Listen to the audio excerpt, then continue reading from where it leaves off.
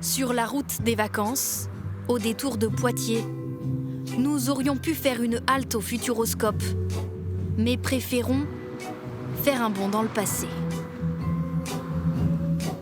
Remonter les siècles jusqu'au Moyen-Âge, nous voici à Chauvigny. Sur cet éperon rocheux, ruelles étroites, tavernes, gargouilles, des détails pittoresques, croqués par Luc Turlan. Sacré décor pour imaginer des histoires. Ah oui, ça on peut pas dire autrement, hein. Ici, c'est vraiment un lieu magique, là. Quand on voit ces pierres, quand on voit les sculptures, quand on imagine le temps qu'ils y ont passé, forcément, on est dans un autre univers. Il y a 7 ans, cet auteur de livres pour enfants a fait de Chauvigny sa maison et sa source d'inspiration.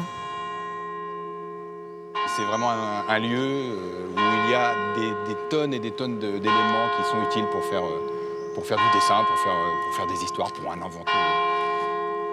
Promenez-vous le soir ici, vous allez voir. Vous allez avoir l'impression que les gnomes arrivent, ou alors tout simplement que les petits chatons vont se balader et profiter de la cité nocturne pour vivre de nouvelles aventures.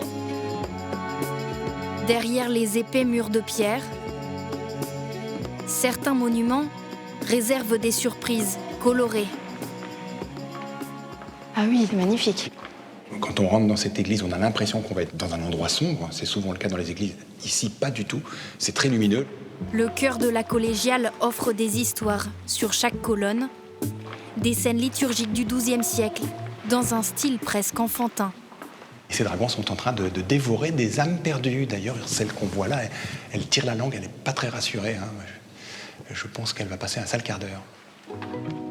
En quelques pas, nous sommes au cœur de la cité. Vous arrivez ici, sur la place du donjon. Un des cinq châteaux. 5 châteaux forts surplombent la ville. L'un d'entre eux est même toujours habité. Bonjour. Les nouveaux locataires des lieux. 80 oiseaux vivent ici, des espèces rares parfois. Sous l'œil de leur fauconnière, Allez, on y va. ils font le show dans l'enceinte même du château.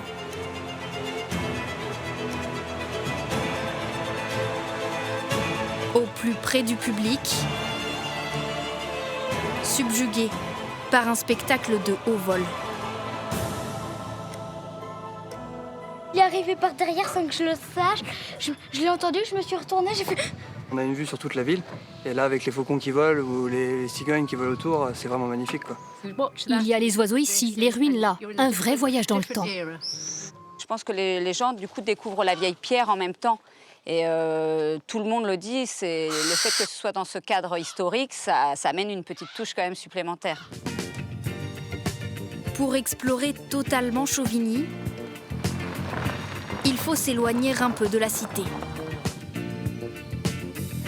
Enfiler une charlotte. Impeccable. On y va? La spécialité ici, le chabi. Un fromage de chèvre au lait cru, moulé à la louche. N'hésitez pas même à aller bien, pour bien plonger la louche dedans. Comme une boule de glace. C'est ça. Il faut presque 1 litre de lait pour un petit fromage. Ce soir, on va les retourner une première fois. Demain matin, on les retourne une deuxième fois. Et après, on pourra les démouler. Et les saler demain matin. Entre quelques jours et 1 mois dans cette chambre froide, pour un panaché de saveurs. Très frais ou bien affiné, on a notre préférence. Le chabi peut se déguster en salade ou sucré dans le célèbre tourteau fromager. C'est une spécialité locale, donc ce serait dommage de passer à côté. Et on ne s'est pas fait prier. Plein d'énergie pour un dernier coup d'œil à Chauvigny, à condition d'activer les mollets et d'élever la voix.